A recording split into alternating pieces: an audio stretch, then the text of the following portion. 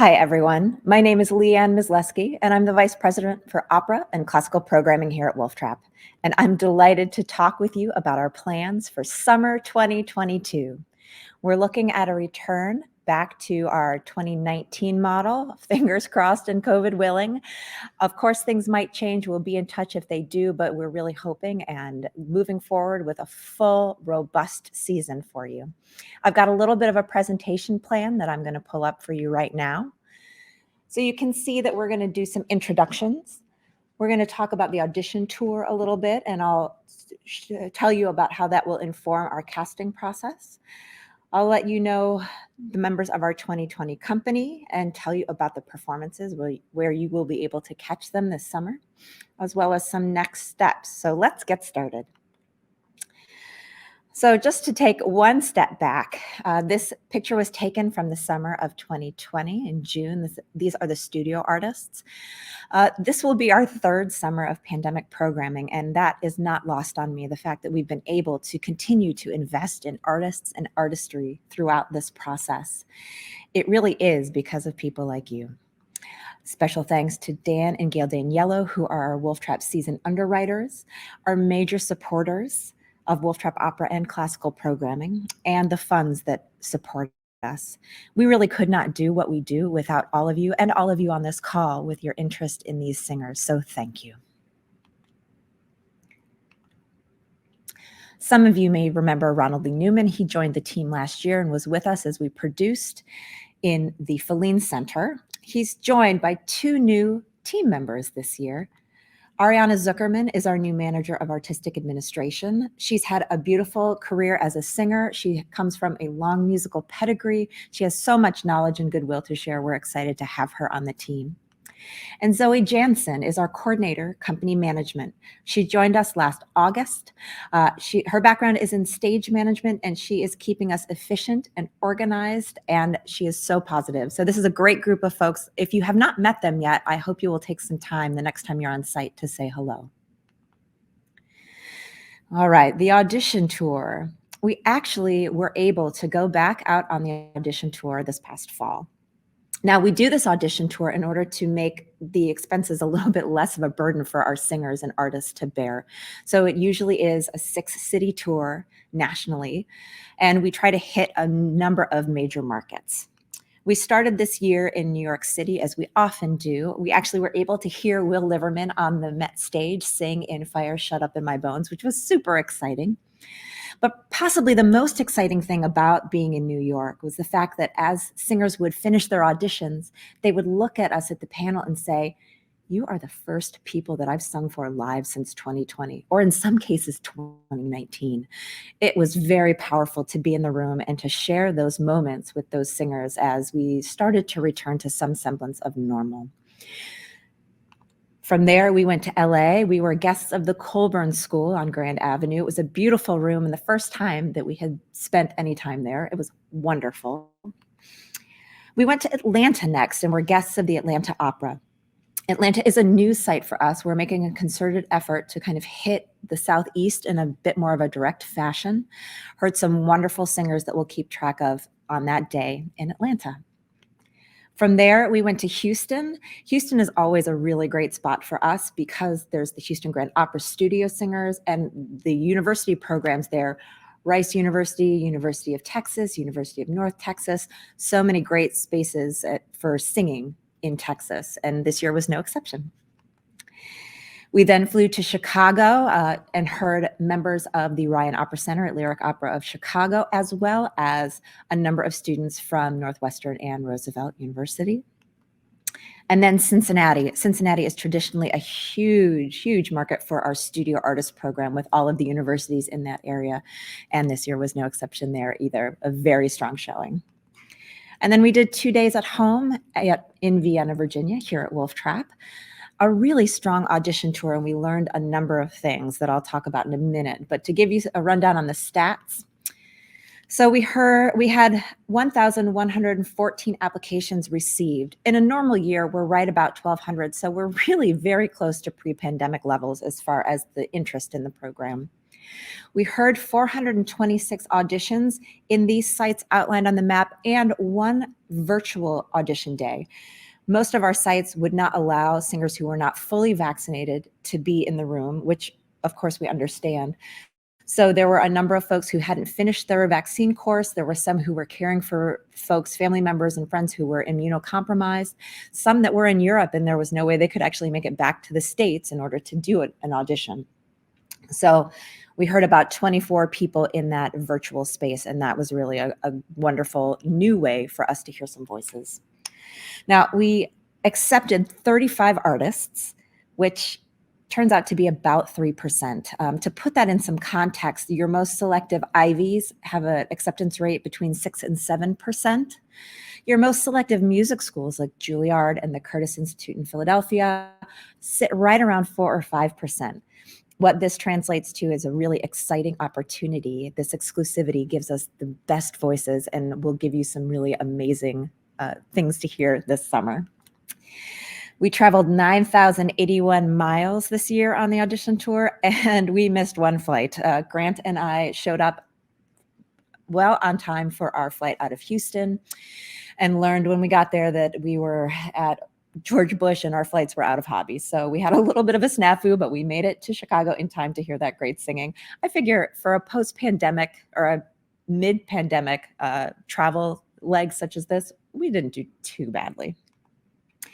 Our 2022 artists hail from 14 states, some with multiple representation: Michigan, 5 singers, New York, 3, and 3 foreign countries. We have Canada, South Africa, and 3 singers from South Korea.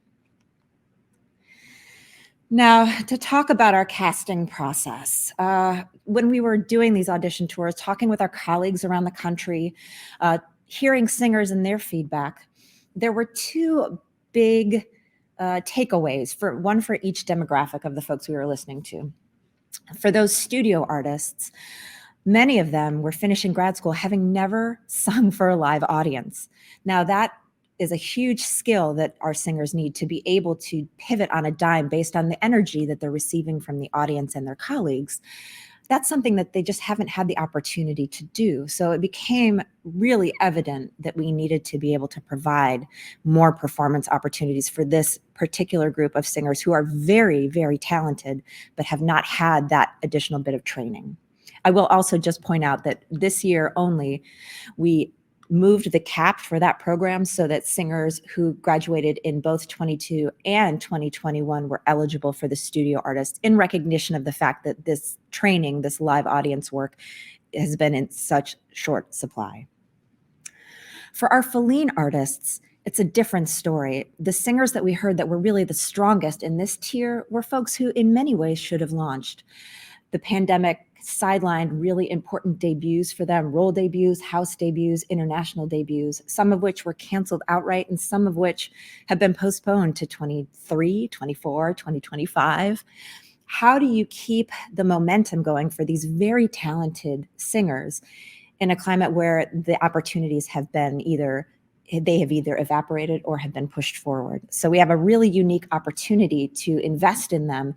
And that also allows us to look at some repertoire that is maybe a little bit outside of what we normally do in order to give these artists a little bit more responsibility. This is a picture of one of our spreadsheets of the things that we were looking at. You can see we've got some Puccini Verdi on the far left for our Feline Center shows. For our barn shows, we were looking at things like a Giovanni, a flute, a Susanna, Giorno di Regno, Rake's Progress, Rosenkavalier. The list goes on. I am looking at it and seeing that we didn't get very far with Iolanta, so it's probably not the summer for that this year. But we had a lot of things to choose from as far as the rep that we were looking at this year. And we'll get to what that rep is in a minute, but first let me introduce you to the artists. Our Feline artists this year, we've got 5 sopranos, starting with Alexandria Shiner. You may remember her from Ariadne in 2019 at the Barns. Ann Toomey was with us last year. She sang on the Starias concert with the National Symphony and also gave a really fun recital here at the Barns. Shanae Curtis was Leontine in The Anonymous Lover over at the Feline Center last June. These three are joined by Sunwoo Park, who is a soprano from Los Angeles, and Tiffany Townsend, who also is in Los Angeles. She's a member of the Los Angeles Opera Young Artist Program and also a Curtis alum. Now, as far as mezzos this year, I'm very sad to say that while there were some really beautiful artists, the repertoire came together in a way that didn't allow us to bring any of them this year. It's an anomaly. I promise it won't happen again, but it did happen this year. So we'll move on to tenors. We've got Joseph Lepek, who returns. He was in The Anonymous Lover last year. Richard Trey Smager, who was last with us in 2018 in Romeo et Juliet, playing Tybalt, comes back to us. And Robert Staley, who was a studio artist with us when we did The Rape of Lucretia, he covered male chorus in that production. For our low voices, you may remember Ki-Don Choi. He was our Rigoletto in 2018 and was supposed to come back to us in 2020 as Marcello in Bohème. David Weigel is a graduate of the Ryan Opera Center in Chicago. Christian Purcell was an Adler Fellow, and we heard him in Houston where he was in the cast of Carmen. Corey McGee was a studio artist with us in 2018. He was in Idomeneo. It was the voice of the god that entered from House Wright. So here are your 2022 Feline artists. Moving on to studio artists. So as I said before, we wanted to give them a lot of different opportunities. This group is a little bit bigger because the pieces that we ended up on have lots of comprimario roles and have some big chorus work to do. So it is a fairly large group this year. Our sopranos are Sane Halaholo. She was with us last summer. She's joined by Sophia Hunt, Haley Maloney, and Emma Marefka. Mezzos, Ruby Dibble, Tessa Fackelman, and Winona Martin are joined by contralto Cecilia McKinley. Tenors, Matthew Goodhart. Returners, Tate Mitchell and Hayden Smith, along with Trevon Walker. And our low voices, Shegofatso Clement Baloyi, Patrick Wilhelm, Sam Dabani, Jin Young David Kong, Thomas Petrushka, and bass Dylan Gregg. Here are your 2022 studio artists. Our fellowship program remains strong. We have, for coaching fellows, 2 familiar faces. On the far left, Alex Munger, and on the right, William Woodard returned to us for another summer.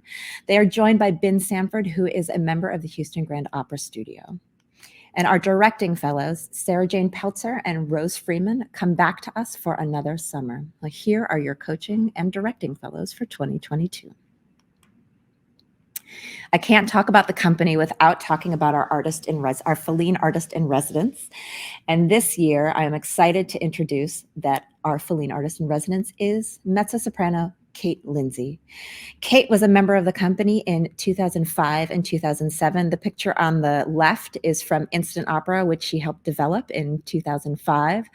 The one in the middle is her as Lazuli in L'Étoile in 2007. Kate has had a wonderful career and is really quite busy, so we are thrilled that she's able to be with us. She is a Virginia girl, so it's lovely to have her back in her home state. You have 2 opportunities to be able to see Kate Lindsay while she's here. She'll be in recital at the Barnes on July 8th at 7:30, and she'll give a master class on July 14th at the Center for Ed. I've also included this picture. One of her albums, this Tirano, is up for a BBC Music Award. If you haven't had a chance to listen to it yet, I would highly encourage it. It's really beautiful. And that's our company for 2022. Now, how can you see them? Where can you see them? Let's talk about performances. So we'll start with Feline Center. You know, this is normally a big Italian verismo romantic opera for us, and this year it is La Traviata. Friday, July 15th at 8 p.m. at the Feline Center. The National Symphony will be our partners, as they have been in years past, for this performance. Our artistic guidance is Roberto Kalb, who will conduct for us, and Emma Griffin, who is our director. This pair actually worked last summer for us on Sweeney Todd. As far as our cast, our 3 big roles, Sinead Curtis returns as Violetta, Richard Trey Smager is Alfredo, and Ki-Don Choi is Giorgio Girmont. A real powerhouse for these 3 roles, for these 3 artists.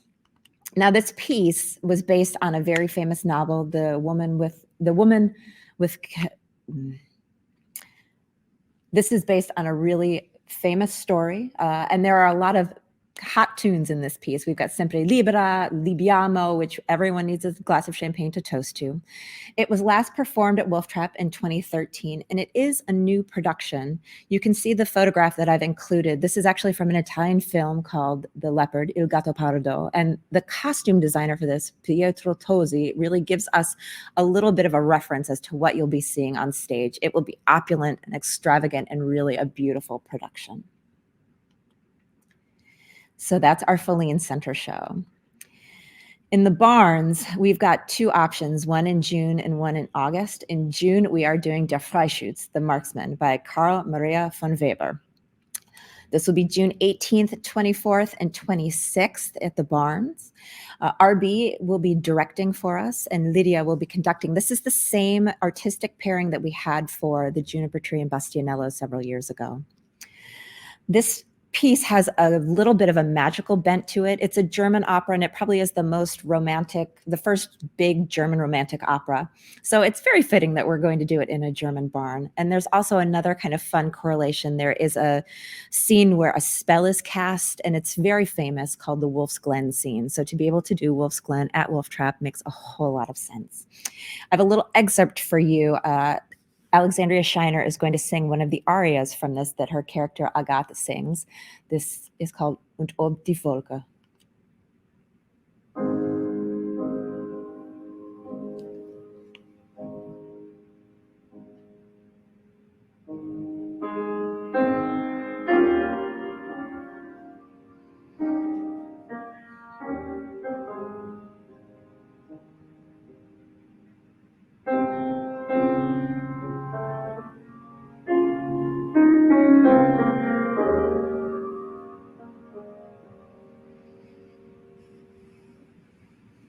Und ob die Wolke sie verhülle, die Sonne bleibt am Himmelszelt, es waltet dort ein heiliger Wille, nicht blinden Zufall dient die Welt.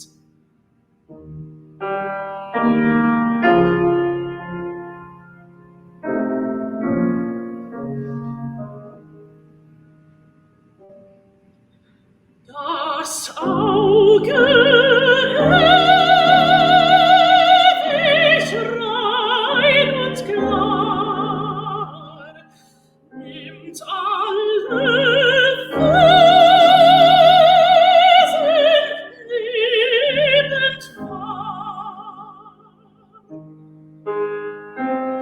Das Auge ewig rein und klar nimmt alle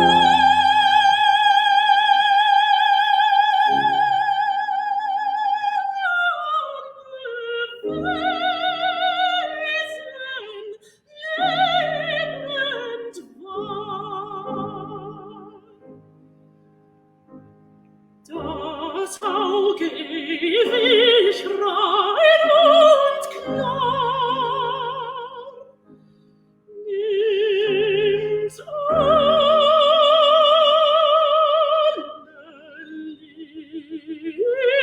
liebend wahr.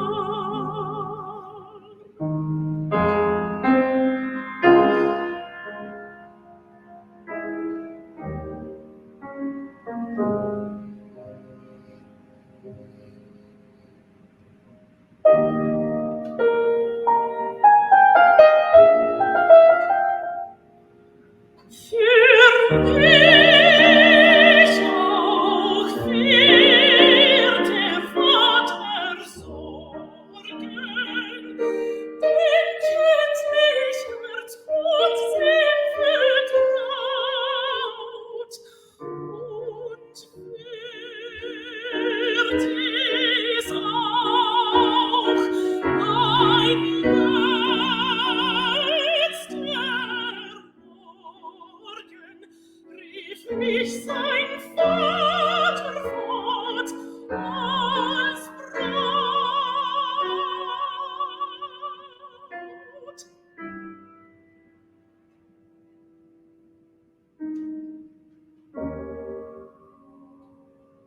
Seine Augen ewig rein und klar nimmt meine auch mit Liebe wahr. Sein Auge ewig rein und klar nimmt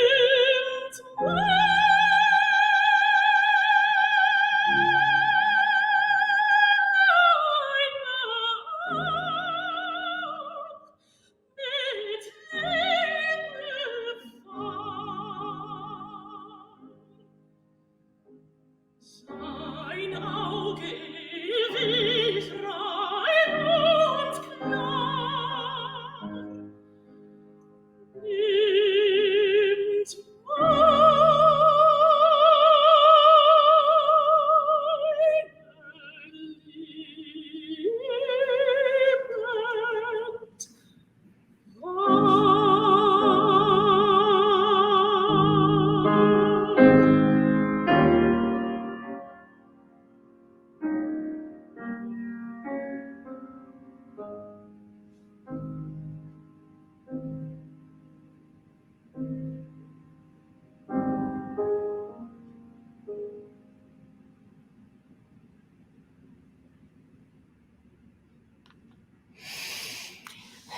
It's going to be a beautiful show.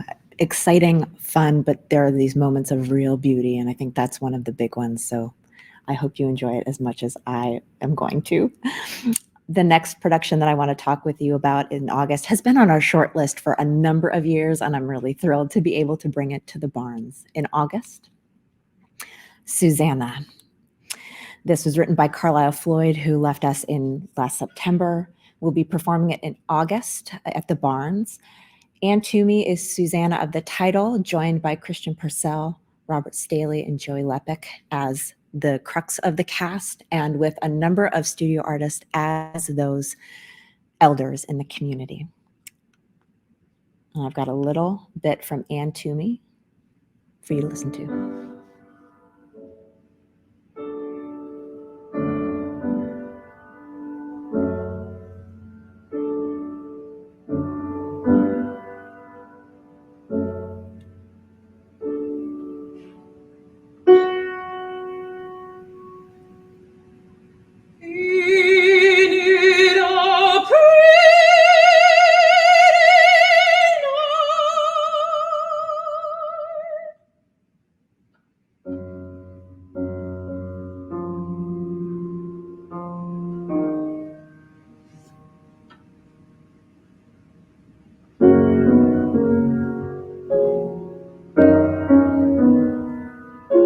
The sky so dark and velvet-like, and it's all lit up with stars. It's like a great big mirror reflecting fireflies over a pond. Look at all them stars so bright. The longer you look, the more you see. The sky seems so heavy with stars that it might frighten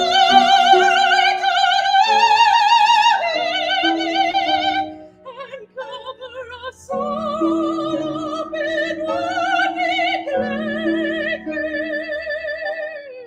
of velvet, all stitched with diamonds.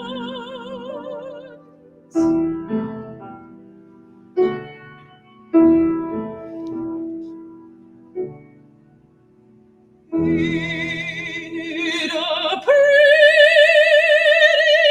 night?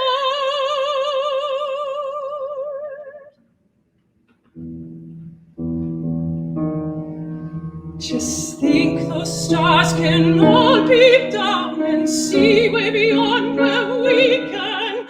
They can see way beyond the mountains to Nashville and Asheville and Knoxville.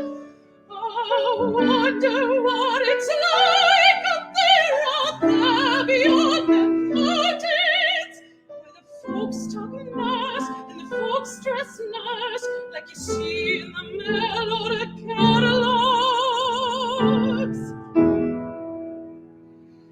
I aim to leave this valley someday and find out for myself, to see all the tall buildings and all the street lights, and to be one of them folks myself.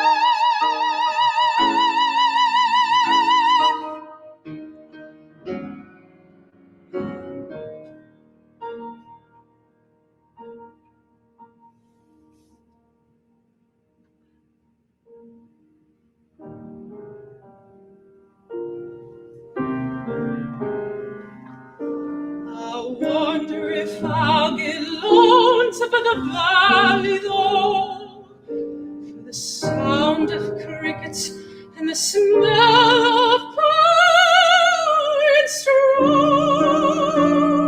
for soft little rabbits and balloon things and the mountains turning over the floor. But I could always come back if I got homesick through the valley. So I'll leave it someday and see for myself. Someday I'll leave and then I'll come back when I've seen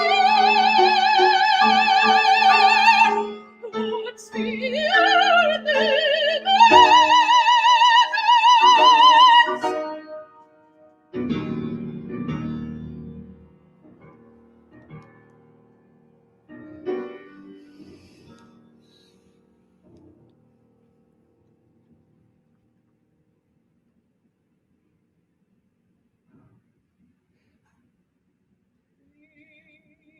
Need a pretty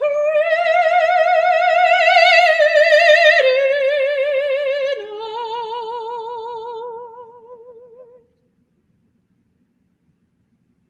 The sky so heavy with stars tonight that it could fall right out of heaven and cover us up and cover us up in one big blanket of violet and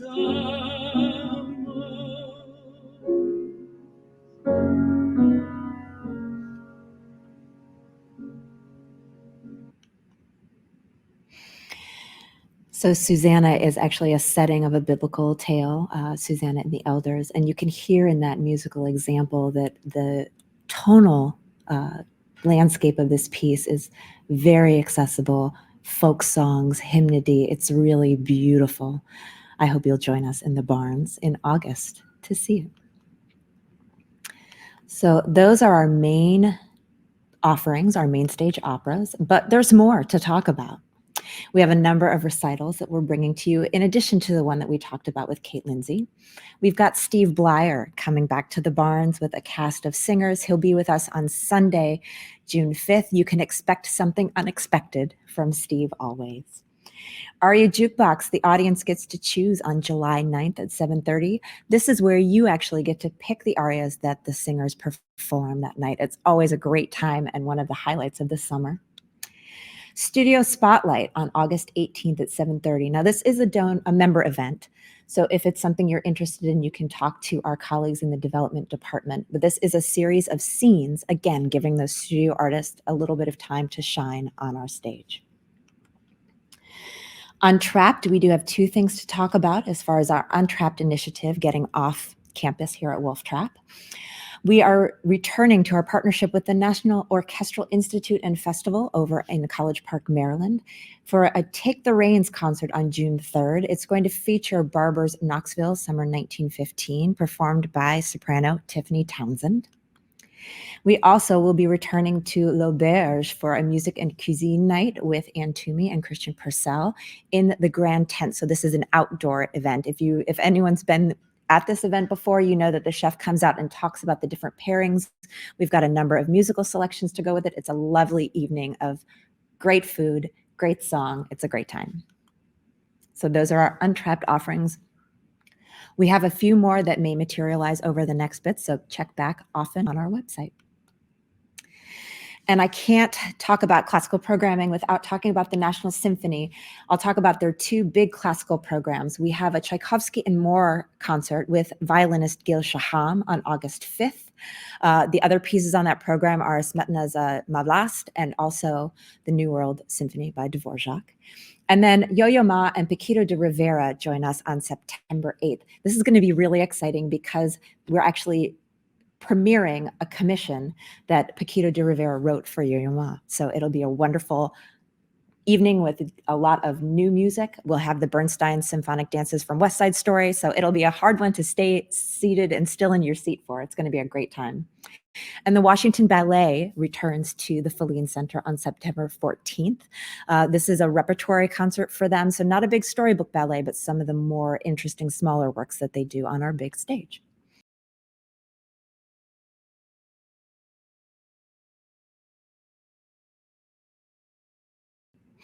So that wraps up our performances for the summer, but I have a few more things to talk about.